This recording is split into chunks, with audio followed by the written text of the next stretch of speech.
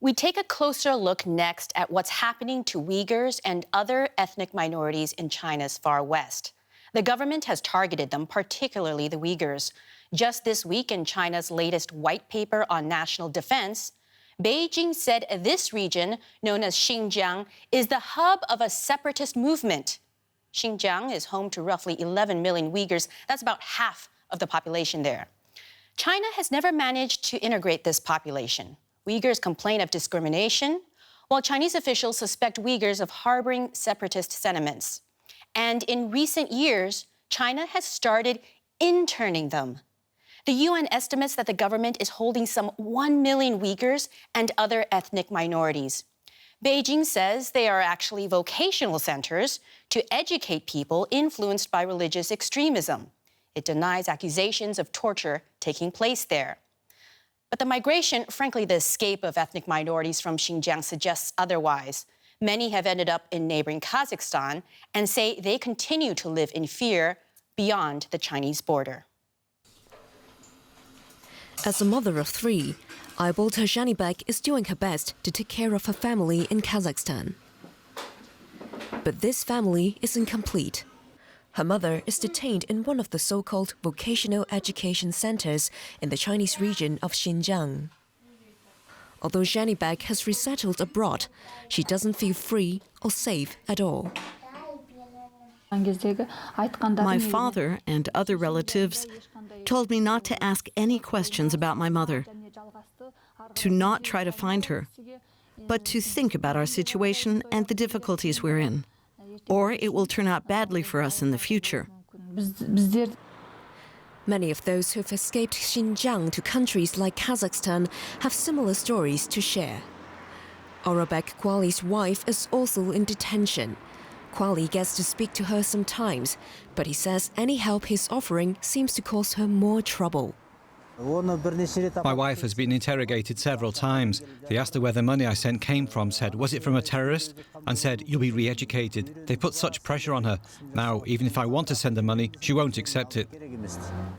The alleged internment camps in China target mostly ethnic Uyghurs, but ethnic Kazakhs and other Muslim minorities are also affected. And even for those who have managed to escape Xinjiang, life hasn't improved much. Activists say refugees are being routinely harassed to the point of desperation. Chinese authorities have told the ethnic Kazakhs from Xinjiang not to speak about it. They told them if they gave an interview to journalists, they'd find them in Kazakhstan or put their relatives in camps in China. Some say the alleged intimidation reaches as far away as New Zealand. Shawadun Abdulgupur is an ethnic Uyghur who lives in Auckland. 10 years have passed since the former cameraman fled China, and he's worried about his brother's whereabouts. I asked my mom so many times, where is he? She cried so many times, but she didn't say anything. And now he has also lost contact with his mother. I am just looking for my family, my mom. I told you she is 78 years. She was sick. She has blood pressure, something like that. I want to know she is alive or dead. In New Zealand, Kazakhstan and other countries, members of Xinjiang's ethnic communities say they can't see an end to their suffering.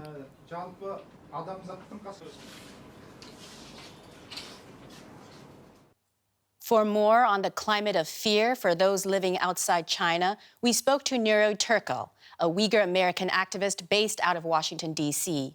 I asked him what he's been hearing about new arrivals, about what's been happening back home. The stories that we're hearing is still very disturbing, to say the least. The Chinese government has created this open-air prison-like environment for those Uyghurs who are not in the camps. Their every movement that they make in the society been monitored. The Chinese police have been still monitoring families and forcing them to go through a daily re-education and in various government offices and government entities. The society has been turned into a police state-controlled, heavily controlled open-air prison. it's very repressive. The government is still continuing because there has not been either domestic or external force the government to stop their behaviors.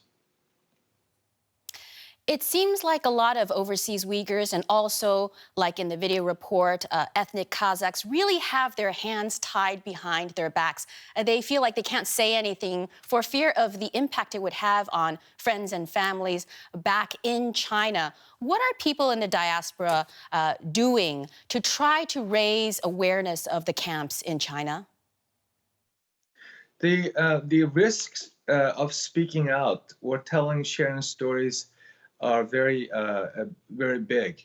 As it's shown in various cases, recently at least two Australian victims told the audience through a TV interview that they have been very hesitant sharing stories. Even in one instance, one Australian Uyghur who were detained in one of those camps did not feel comfortable, safe to go out and share the stories.